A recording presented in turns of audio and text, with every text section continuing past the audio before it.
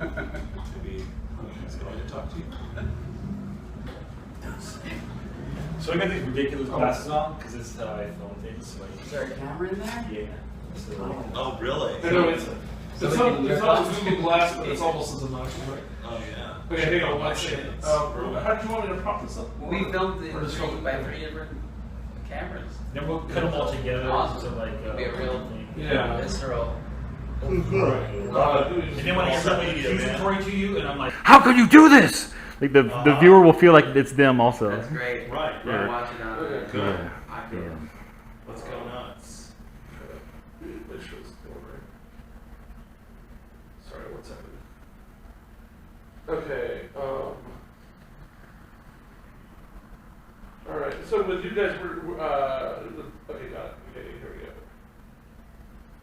go. Alright, greetings, this is Carl Kozlowski and Jake Belcher. We're going to be interviewing Brett Gelman and Jason Woliner, the creators of Brett Gelman Dinner in America. I'm Steve Brule, and here I am proving it. These guys have a real history. They had a real falling out for 2 years. They didn't speak to each other. Sure, Oh, really? No, sure. we're good. Don't worry. Yeah, since we last saw you, but everything's fine. Yeah. Okay, cool. Yeah. So I don't want you to worry during this interview that like, oh my gosh, what if things have not gone well here? I'm not someone who No, but they I'm used resolve. to having a lot of bad feelings around me, so it's Okay. fine.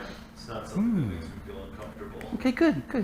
Then we should be real smooth. Oh, okay, cool. Okay, here we go. I'm sorry. Okay.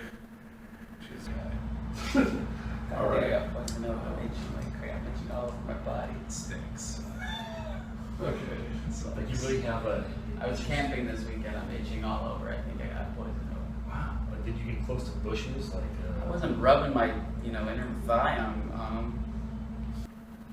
It's probably good thinking anyways. I think you should have. As long as you're going to get it. Well, if I knew I was getting Now it, that you I know would you've really got it, I'd go back and give it enjoy to that bush. Like teach that bush a lesson. Okay. I think I'm putting down so. Okay.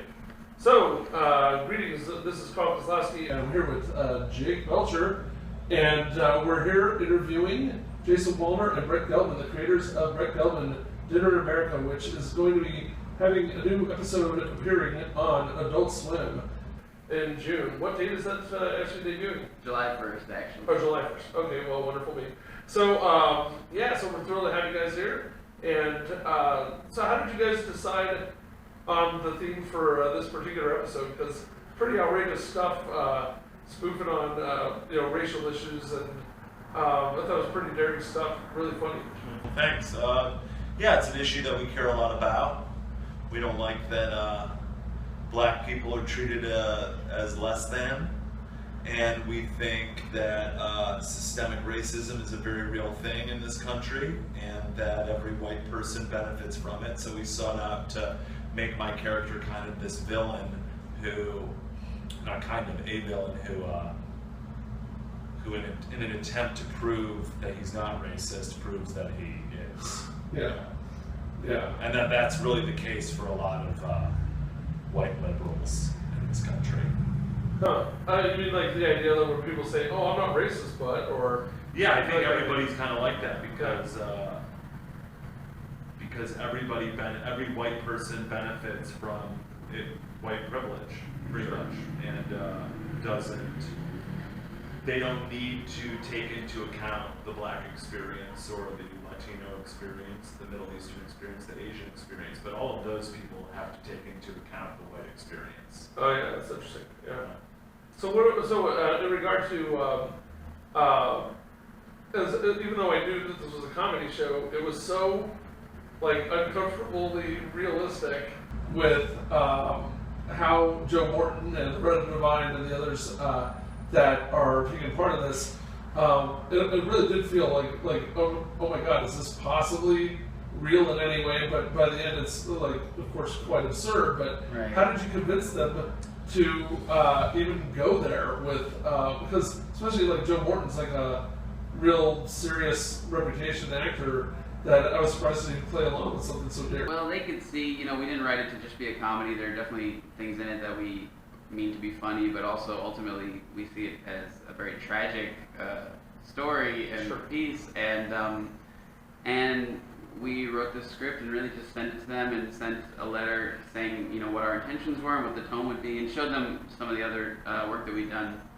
And they got it right away, and Joe called us, and we thought we'd have to convince him, but he, because we didn't know him at all, and but he and the rest of the cast totally got it, and were really just committed and excited about doing it, and doing this kind of thing, which is more pointed and political, and has more real world meaning than a lot of the other stuff we've done. So when you put these together, like, how much of that is actually written out?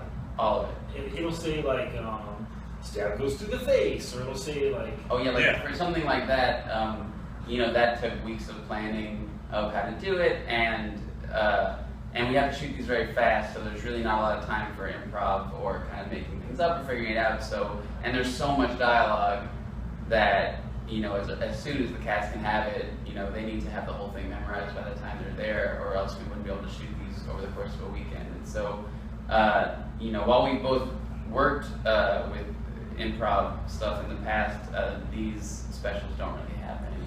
Yeah, and mostly the stuff that he and I create, like from the together and separate, it's usually very scripted. I mean, I obviously act in things where I'm improvising a lot, and then he's directed. You've been hired on to direct things, that there's a lot of improv. But yeah, we like a script. One thing about a lot of your projects that I really enjoy, like, so when you're not plugged into like who makes things, you get to look down the list and see like, okay, this guy's done this, this, and this. Like, these are all of my favorite shows. I mean, it's crazy. And one thing about it is there's like a lot of realism to all of them. Like, this could exist in the universe if like things had gone crazy. Like things like John Benjamin has a van, like that. It could exist. Human Giant for sure has a lot of feelings where like this could be like a real world thing going on. And I think that this series of specials, these dinners, benefit a lot from that type of touch.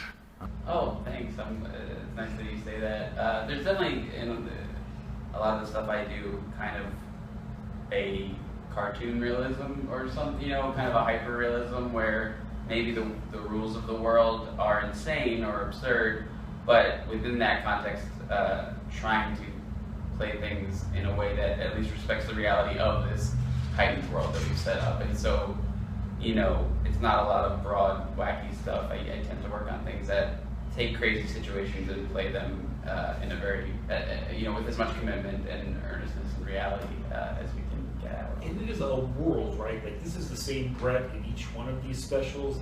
Not really. So it just, so when I'm watching it, I'm going back to the first episode, Lance, like, he gets let go. He comes back and he's like the interviewer at the beginning of this, right? Like, There's a bit of an arc. I mean, you don't think it's essential for you to see the other two to see this, because they do exist on their own. But to me, in acting the role, there's an arc, but that also just sort of subconsciously came about in the writing of it. And how he and I write, it's very, I won't say stream of consciousness, but we do sort of let the idea take us where it's going to take us. It feels like it sort of has a life of its own. Not to get too pretentious, but no, if something's making us laugh, or in this case, that we're responding to, but not necessarily, feels right, but doesn't necessarily make us laugh. The way both we write together and also separately on our own stuff that we don't do together is just to try to follow ideas and not censor ourselves, especially at the idea stage, by saying like that's too dumb or whatever. If something feels, it's really about following your instincts. There's just so many crazy things that happen in it.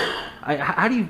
There has to be a giant pile that you're picking from these things and how they all work together. Is there ever things where like, oh, I wish we could do that, but we can't figure out how to link in the rest? Or is there one big gag that you'd like to be able to pull off in your next dinner? we never think there's got to be in terms of another gags. It's always like the things that happen come out of the story and the characters. And at times we'll like have an idea for something and we'll be like, oh, we really want that to be in this, but then you just realize it just doesn't work. It hurts the whole. So yeah, this whole thing is written out of us thinking, what does Brett's character want in any given moment, and how is he going about getting that? And it does get absurd to the point where he thinks that he can stage killing a racist cop to impress his guests. But it's all out of this human desire to be seen as one of the good ones, and so as long as everything's coming from a real place, then when we're in the moment and think, okay, what's the most extreme version of that, and that's kind of how those ideas are born. Do either of you have do either of you have a favorite twist through any of the 3 episodes that have happened that you're like, okay, that one's like just so good? I mean, I think my favorite thing that we've ever written are Joe Loretta's and Octavio's monologues in this. But like twists, I mean, I love all the twists equally. I think. I mean, I guess this is our favorite. I don't want to speak for you, but in terms of twists, I think in the second one, when you realize that the people who were supposed to be his real parents aren't just actors as well. That was the best, man. I lost my shit. And everything you've seen is kind of turned on its head. Yeah, that's probably the best twist. Yeah, that makes me laugh every time I see it. Yeah, this is so crazy. I thought about it so many times. It's so crazy. And that was really, we really tried to. It's harder to find, I mean, there were a lot of great actors there in their 60s who you aren't familiar with. We didn't even want someone you recognize from different TV shows. So to find someone who is great and can nail that tone, but hasn't been on Law and Order 50 times, you're just like, oh, I know that guy's an actor, that you can think for the first half, you don't know anything about it, and maybe these are actually his parents, and maybe this part of it is real, and it's just a crazy, mean-spirited prank. That was very hard. Something that just happens with Absolutely as a production company, because it seems they have a lot of very interesting old actors who show up on the things. Like, do they have a database of just, hey, here's everybody over like 70 who will do some wacky stuff? Because no, we don't come from that database at all. They do, but I mean these were all gotten with our casting director, Alyssa Weisberg, who hadn't worked with Absolutely Yeah, before then, but then since then I think has worked with them. Yeah. Is really phenomenal, and also does huge things like the J.J. Abrams Star Wars movie. Whoa, crazy. So, since this has so far been a series of specials, is there any plan to try and do it more often, or is it so hard to pull off? Because they're also a little bit longer than a lot of the Adult Swim. We always talk about doing it more. That the problem with this one took us like 10 months to do, and so we have to figure out a way to make them.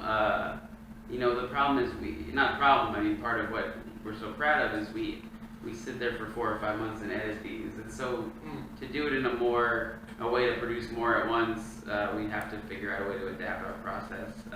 Because really, we've done about one of these a year now for the last 3 years, and so far haven't figured out how to streamline that at all.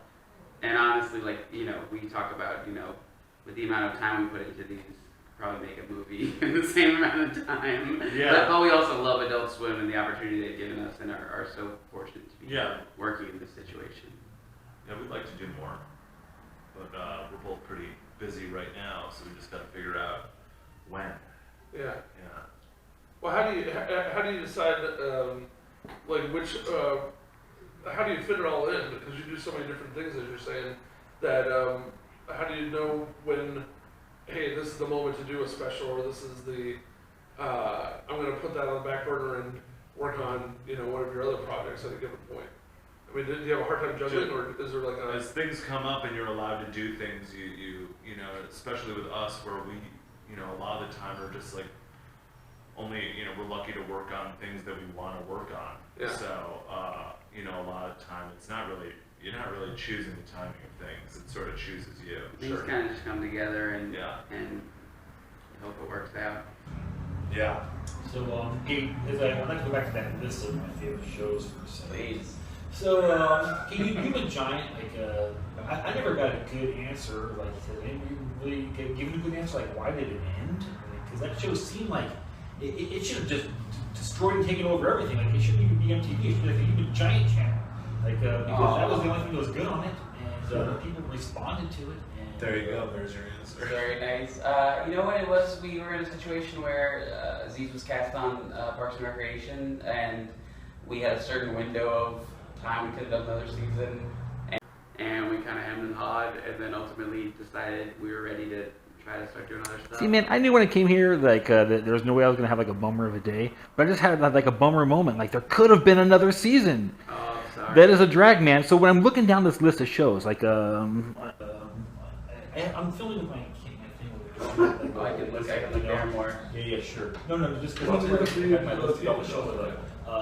You've had like involvement with Delocated, which I think is one of the. They shot the pilot for Oh my Delocated. God, dude, that show is so crazy. Like Gleason's an old friend of ours too. Yeah. I love weird comedies. Like if you could have the ability to like resurrect any of these shows for like one episode, that have been canceled. Like, what would you? Any shows that I've worked on? yeah, Well, you're gonna crush part of my soul when you give an answer. I don't, I mean, the answers I don't really think back too much. I mean, I'm pretty happy with how things have kind of ended when they were supposed to end, and I'm That's excited nice. to do this stuff with Brad and keep making new stuff. Yeah. That's a good attitude. If you look at the past as being the best you could do, well, you should stop doing it. Yeah, if I could watch like TV in the future, I would, and I'd be like, "Oh, this is the best thing." But all I can do is like look at the things that actually make me laugh, and there's hardly anything that makes me laugh in the world, and these are the things that make me laugh. And Right. Nathan for you, and like just I can't. They're next door writing the next season. There's That's no- the funniest show on TV. I think that and review are probably my two right now of regular things. I'm getting the make it happen. Great meeting you guys. Yeah, Thank You so guys much. as well. Yeah, Thank thanks you. a lot. Thank you. Yeah. All right.